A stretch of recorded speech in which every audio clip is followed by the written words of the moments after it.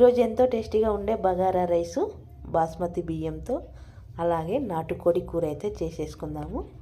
మరి నేను ఏ విధంగా చేసుకుంటాను నాటుకోడి కూర బగారన్నం అయితే ఎలా చేస్తానో చూడండి. ఫస్ట్ అయితే ఇలా బాస్మతి బియ్యాన్ని అయితే మంచిగా 2 సార్లు అయితే కడిగి పక్కనైతే ఇలా పెట్టుకుంటున్నాను. బాస్మతి బియ్యం అయితే మంచివి కొనుక్కుంటే టేస్ట్ మాత్రం బాగా వస్తుంది, పొల్లు పొల్లుగా అన్నము. ఇక ముందైతే ఇక బియ్యం కడిగి పెట్టుకున్న తర్వాత ఇక గిన్నెలో అయితే పోపు అయితే వేసుకుంటున్నాను అన్నానికి.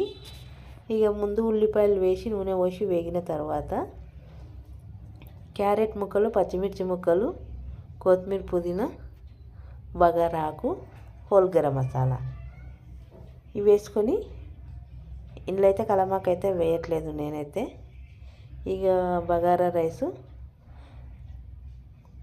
కోసము ఇలా వేయించుకున్న తర్వాత వాటర్ అయితే పోసుకున్నాను. నీళ్ళు బియ్యం ఎన్ని తీసుకున్నాను 2 గ్లాసుల బియ్యానికి 3 గ్లాసుల నీళ్ళు పోసుకొని మరగబెట్టుకుంటున్నా. తర్వాత పక్కకైతే ఇలా నాటుకోడి కూర అయితే చేద్దామని ఇక గిన్నె పెట్టి గిన్నెలో ఉల్లిపాయ నూనె వేసి వేగిన తర్వాత చూడండి నాటుకోడి తెచ్చి ఇంటికాడ కోసి బయట కోపించుకొచ్చి ఇక కట్టెల పొయ్యి మీద కాల్చి మంచిగా ఇలా నాటుకోడిని కాల్చిన తర్వాత ముక్కలు చేసి ఇలా గుండిలో అయితే కర్రీ అయితే చేస్తున్నా. చూడండి, ఊళ్ళో ఉంటే మాత్రం ఇలాంటి కర్రీస్ అయితే మేమైతే ఎక్కువైతే చేస్తాము. మరి చూడండి, బగారా రైస్ కూడా రెడీ అయిపోతుంది. ఒక పక్కన నాటుకోడి కూర, అలాగే బగారా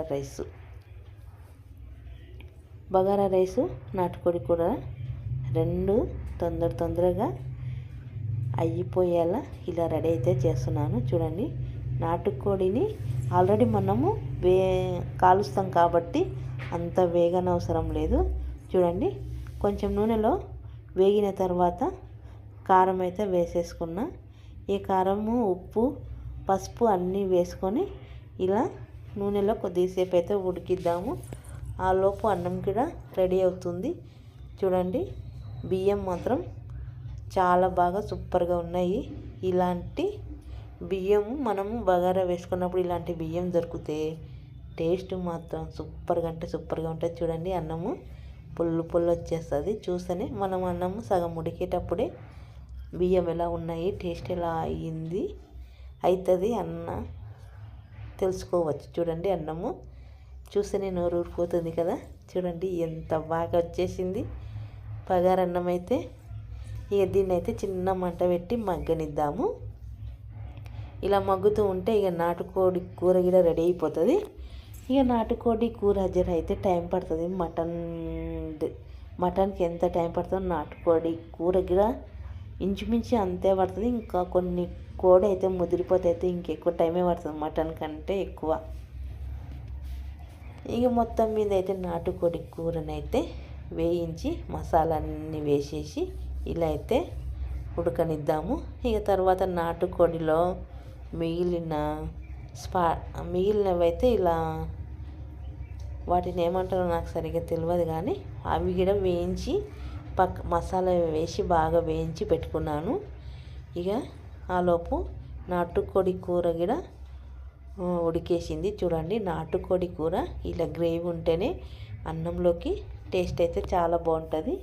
ఇక చూడండి, ఇక నాటుకోడి కూర కూడా రెడీ అయిపోయింది. ఇక అన్నం ఎలా మగ్గిందో ఒకసారి అయితే చూద్దాం. అబ్బా, చూడండి ఎంత బాగైంది అన్నము. ఇట్లా మనము అన్నము మూత తీయంగానే ఇలా పొగలు వచ్చేస్తే అన్నం చాలా అంటే చాలా మంచిగా కుదిరినట్టు. చూడండి, ఎంత బాగుంది అసలు. ఒక్క మెతుకు ఒకదానికి అంటుకునే లేకుండా వచ్చేసింది. ఎంత బాగుంది.